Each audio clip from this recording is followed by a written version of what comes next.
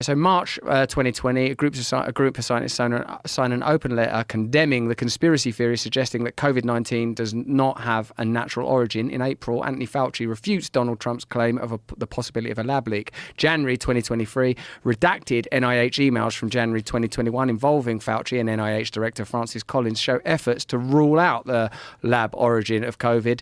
February 2023, the Wall Street Journal reports the virus that drove the COVID-19 pandemic most likely emerged from a laboratory leak. That is just one example of from conspiracy theory to conspiracy fact. There are several other here.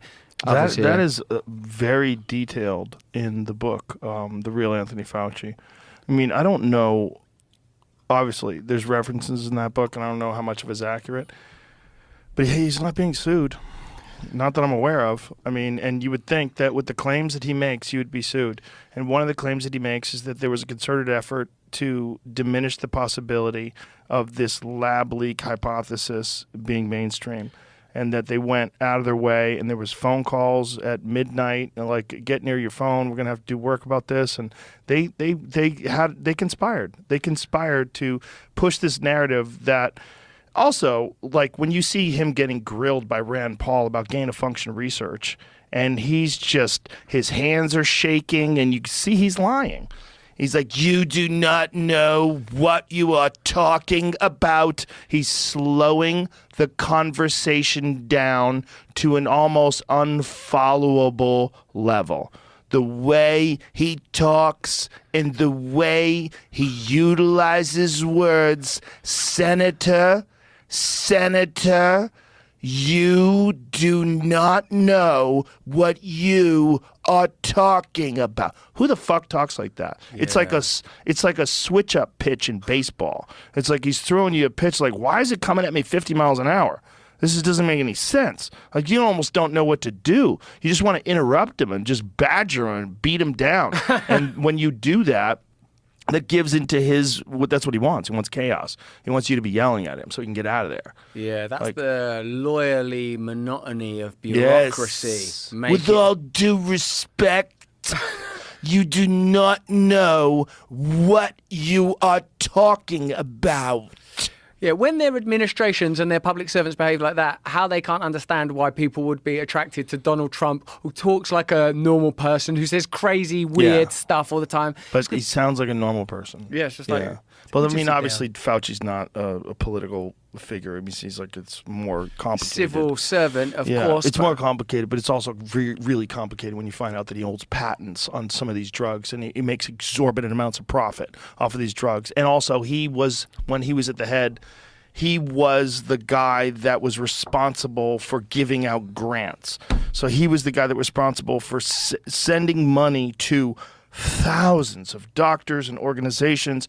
He was the head of all that. He was the guy that was like the fucking top of the food chain when it came to medical science and the ability to dispatch a narrative and to put out a narrative and to make sure that everybody was moving in the same direction.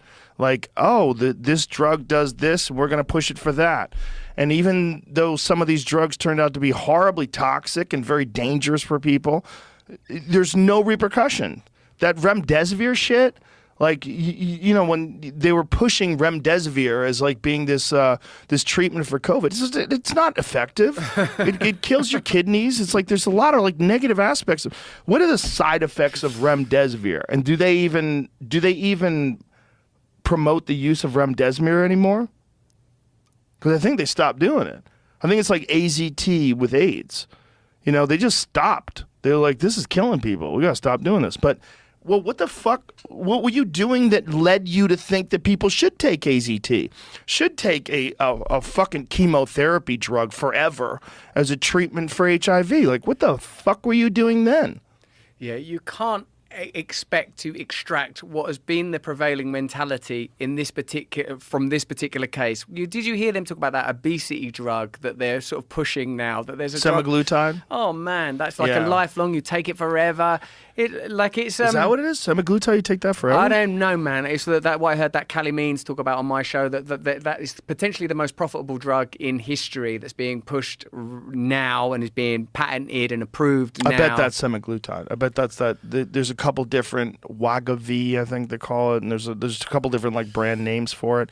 But semaglutide it's a peptide that causes you to lose your appetite, but it also causes you to lose when people talk about the weight loss.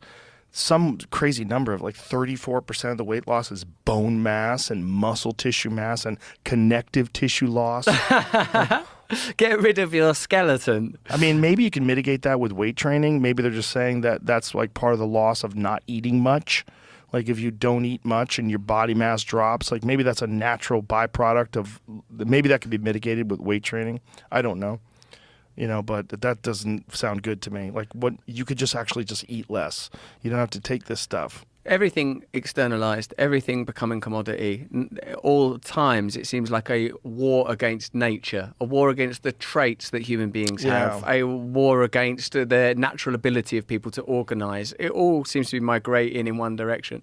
In that book, that Kennedy book, one thing I liked is that, we had initially the wars between nations, then the war against drugs and terror, more abstract ideas, and finally the war against germs, unwinnable wars in the end. In the end, it becomes just the perpetual war that, again, is an Orwellian cliche, becomes realized when the enemy becomes as abstract as that. Yeah.